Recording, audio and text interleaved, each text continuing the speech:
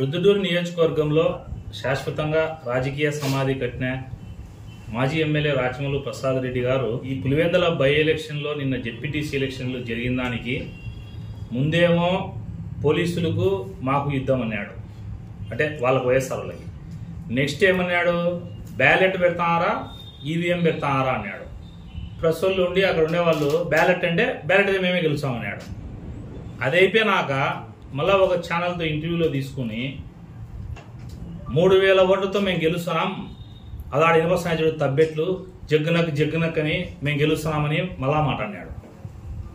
మళ్ళా నిన్న వచ్చినాడు ఏందో ఒక టెంట్ వేసి గాంధీ మహాత్ముడి నిజంగా ఆయనకు ప్రేమ ఉన్నట్టు, నిజంగా గాంధీ గారి ఆశయాలకు ఈయన వారసుడైనట్టు, అంబేద్కర్ రాజ్యాంగం రాసే అంబేద్కర్ రాజ్యాంగం అమలు కావడంలే అని చెప్పేసి ఈయన ఏదో బాధపడిపోతాన్నట్టు ఒక స్టంటు ఒక షో పెట్టినాడు. నువ్వు ఏం మాట్లాడుతాండావు, నువ్వు ఏం జరిగింది, చిన్న లాజిక్ మిస్ అయ్యాడు.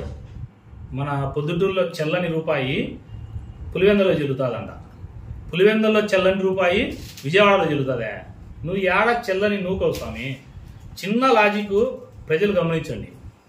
రాచమల్లు ప్రసాద్ రెడ్డి ముఖ్యంగా ఇది గమనించాల. అసెంబ్లీ ఎన్నికలలో 175 సీట్లకు మీకు వచ్చింది 11 సీట్లు. అంటే ఎంత పర్సంటేజ్ వచ్చింది? అదే పర్సంటేజ్ పైన 10,000 ఓట్లు ఉంటే అంతే పర్సంటేజ్ ఆఫ్ ఓట్లు వచ్చినాయి. కారణం ఏంది అని అన్వేషించకుండా ఒకసారి బాగా ఆలోచన చేయాలి రాచమల్లు ప్రసాద్ రెడ్డి గారు. ఇంట్లో కూర్చొని నిమ్మలంగా మంచిగా నైట్ ఏదన్నా మంచిగా తినేసి ఒక్కడివి అట్లా కూర్చొని ఒకసారి ఆలోచన చేసి మాట్లాడేటప్పుడు 175 సీట్లకు 11 వచ్చినాయి, 10,000 ఓట్లలో 600 చిల్లర వచ్చినాయి. పర్సంటేజ్ అంతే కదా తేడా, ఒక 0.5% అటు ఇటు వచ్చినాయి. అది ప్రజలు మీకు ఇచ్చిన తీర్పే కదా. నిన్న ఒకసాడు ఈవీఎంలు మార్చారంటాడు. అంటే మనం 2019లో పొద్దుటూరులో గెలిచినాము, అప్పుడేమన్నా నువ్వు ఈవీఎంలు హ్యాక్ చేసినావా?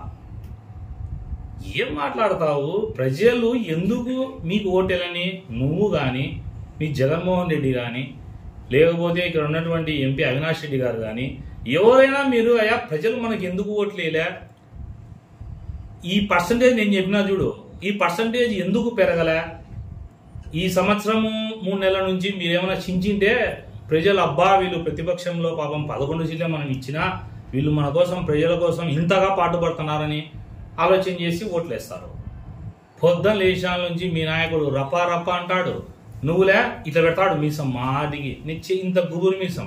రొయ్యకు ఎంత మీసాలు ఉంటే ఏం లాభం రాచమల్లు ప్రసాద్ రెడ్డి గారు? రొయ్య మీసాలకు ఉన్నంత పౌరుషమే నీ పౌరుషము. మాటికి ఇట్లా మీసాలు తిప్పుతావు, కేకలేస్తావు. ఇంకొక మాట మాట్లాడాడు, పోలీసు వాళ్ళనంట గవర్నమెంట్ పోలీసు జాబును తీసేసి పోస్ట్ మ్యాన్ జాబ్ చేయిస్తాడంట. ఏడన్నా చట్టంలో ఉందే? ఎవరన్నా ఆఫీసర్ తప్పు చేస్తే ప్రూవ్ అయితే సస్పెండ్ చేస్తారు. పోలీస్ ఆఫీసర్ని తీసుకుపోయి పోస్ట్ మ్యాన్గా వేస్తారా? తలకాయ నీకేమన్నా పని చేస్తుందా లేదా? మనిషి ఉండవు కానీ నీకు బ్రెయిన్ పనిచేయడంలే.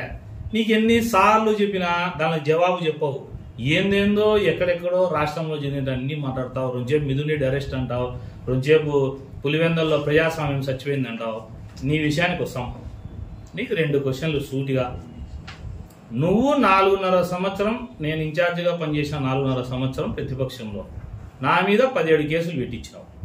మున్సిపల్ ఎలక్షన్లు వచ్చినప్పుడు మా ముక్తారన్నను, ఈవి సుధాకర్ను, నన్ను ఎవరైతే ఆ రోజు పోటీ చేసిన తెలుగుదేశం పార్టీ అభ్యర్థులు ఉంటారో వాళ్ళందరినీ పోలీసులను ప్రతి అభ్యర్థి దగ్గర ఒక జీప్ పెట్టి ఎస్ఐలను సిఐలను పెట్టి బయటికి రానికుండా చేసి ఎలక్షన్ చేసినావు. మళ్ళా నువ్వు రాజ్యాంగం గురించి మాట్లాడతావు, అంబేద్కర్ అంటావు, గాంధీ తాత అంటావు. ఇంకా ఏంది నీ యాక్షన్లు? నేను చెప్తానే ఉన్నా, నిన్ను నమ్మరాయా స్వామి. అయిపోయింది నీ చాప్టరు. నువ్వు ఒకప్పుడు క్యాన్సర్కు, పవర్ఫుల్ క్యాన్సర్కు నువ్వు మెడిసిన్వి, డేట్ ఎక్స్పైర్ అయింది, పనికిరాదా మందుది? ఎక్స్పైర్ అయిన మందు నువ్వేమో క్యాన్సర్ మందువే కానీ ఎక్స్పైర్ అయినావు. ఎక్స్పైర్ అయినాక పనికిరాదు అది. అట్లా నువ్వు పాలిటిక్స్లో యు ఆర్ ఎక్స్పైర్డ్ పొలిటీషియన్. ప్రతిదానికి నువ్వేనా? ఏదన్నా ఎక్కువ జిల్లాలో ఏదన్నా చేస్తే అల్లరి. చంద్రబాబు నాయుడు గారు మా లోకేష్ బాబును వీళ్ళే రాజ్యాంగాన్ని ఇది చేసినారు అది చేసినారంటావు. పర్సంటేజ్ ఆఫ్ ఓట్లు చూసుకో, మీకు ఒక 0.5% పెరిగినాయి పులివెందుల్లో, దాని గురించి మాట్లాడు. ఇంకొక విషయానికి వస్తాం. పోలీసు పోస్టింగ్లు వేయించుకోవాలంటే పొద్దుటూరులో ప్రతి సర్కిల్ ఇన్స్పెక్టర్ దగ్గర 10 లక్షల డబ్బు, ఎస్ఐల దగ్గర 5 లక్షల డబ్బు తీసుకున్నాం. ఒక సిఐకి అయితే పోస్టింగ్ వేయిస్తా వండోన్ అని చెప్పి 10 లక్షల రూపాయలు డబ్బులు తీసుకొని చెప్పమాటావా పేర్లు కూడా, ఎవరి ద్వారా డబ్బు తీసుకున్నావో, నీకు ఎవరు డబ్బు తెచ్చి ఇచ్చినారో, మళ్ళా అది ఇష్యూ అవుతుందని చెప్పి 6 నెలల తర్వాత 10 లక్షలు ఎన్నిక ఇచ్చినావు.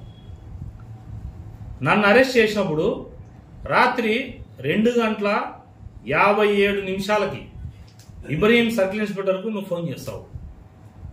మళ్ళీ ఏమంటావు, చట్టము తనంతటా తన పని చేసిందని ఏమన్నా అరెస్ట్ అప్పుడు.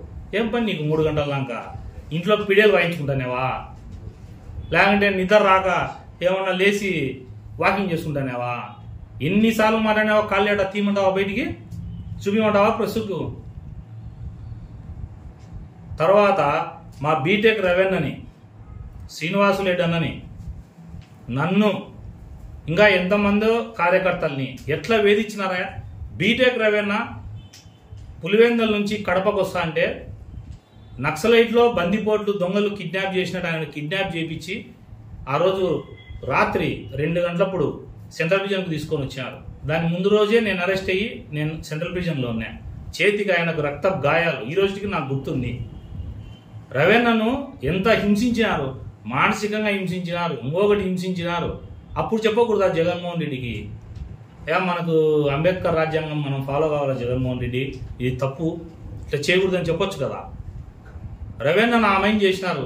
మళ్ళీ శ్రీనివాసులెడ్డి అన్న అంగళ్ళ కేసులో అంగళ్ళ దగ్గర గొడవ జరిగితే శ్రీనివాసులెడ్డి అన్న హైదరాబాద్లో ఉంటే ఆ కేసులో శ్రీనివాసులెడ్డి అన్న ముద్దాయిని చేసి లోపల ఆయన చూసినారు.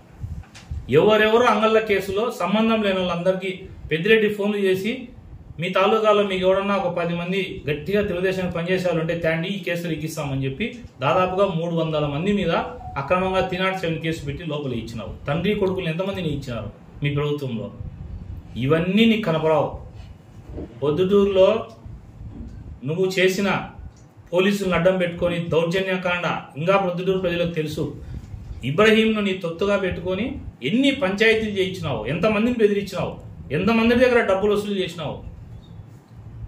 నీ ఇష్టం వచ్చినట్టు మా మీద తప్పుడు కేసులు పెట్టి మా మీద పోలీసులను వదిలిపెట్టి ఈ రోజు నేను చూస్తా అంటే అసలు ఆ రాచమల్లు ప్రసాద్ రెడ్డి అన్న ఇప్పుడు మాట్లాడేది, లేకపోతే ఇంకొకరు అనేంత ఆశ్చర్యంగా ఉంది. పొద్దుటూరు ప్రజలు ఆశ్చర్యపోతున్నారు. నిజంగా ఈయన రాచమల్లు ప్రసాద్ రెడ్డినా గతంలో చేసినవి అన్నీ చేసి మళ్ళా ఈ రోజులే సత్యహరిశ్చంద్రుడు వారసుని మాదిరి. అది ఒకటి ఈ మధ్యన డైలాగ్ చెప్పబట్టినాడు, ప్రజాస్వామ్యము కూని అయింది, ప్రజాస్వామ్యం కూని అయిందని. ప్రజాస్వామ్యాన్ని కూని చేసింది నువ్వు మాట్లాడుతా అంటే ప్రజాస్వామ్యం గురించి ప్రజలు బంకు దగ్గర పోయి టీ బంకుల దగ్గర చూడిపో నవ్వుకుంటారని ప్రెస్ మీట్లు చూసి, ఏమి దానికి ఏమో తలకాయ చెడిపోయింది అని.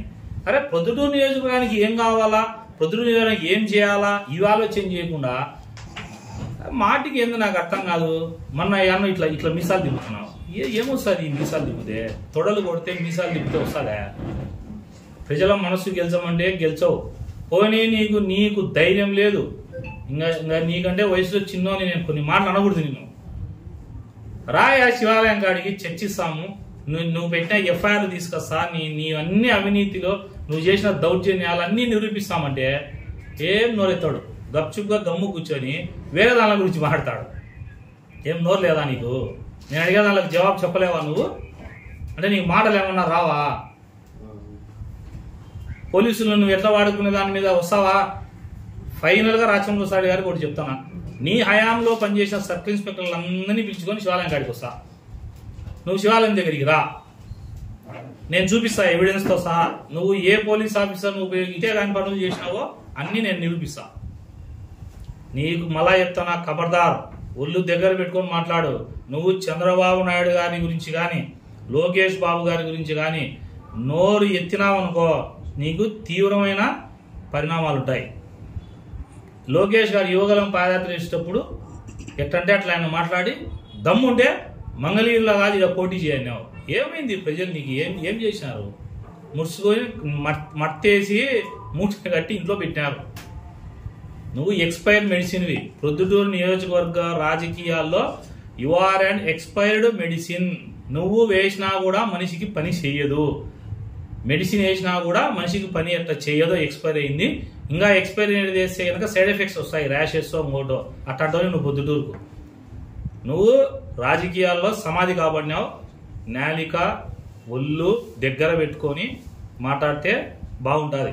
నువ్వు ఇట్లనే గనా మీసాలు తిప్పుతా కేకలేస్తా అల్లర్లు చేస్తా అంటే నువ్వు శివాలయం కాడికి రా. నీకు మళ్ళా ఎత్తన ధైర్యం ఉందా, నీకు దమ్ము ఉందా, రాజకీయాల్లో నీకు క్యారెక్టర్ ఉందా, క్రెడిబిలిటీ ఉందా, లేకపోతే ప్రజాసేవ చేయాలనే ఉద్దేశం ఉందా, ఏవి ఉన్నా ఛాలెంజ్ చేస్తానా రా, చర్చకు నేను సిద్ధం.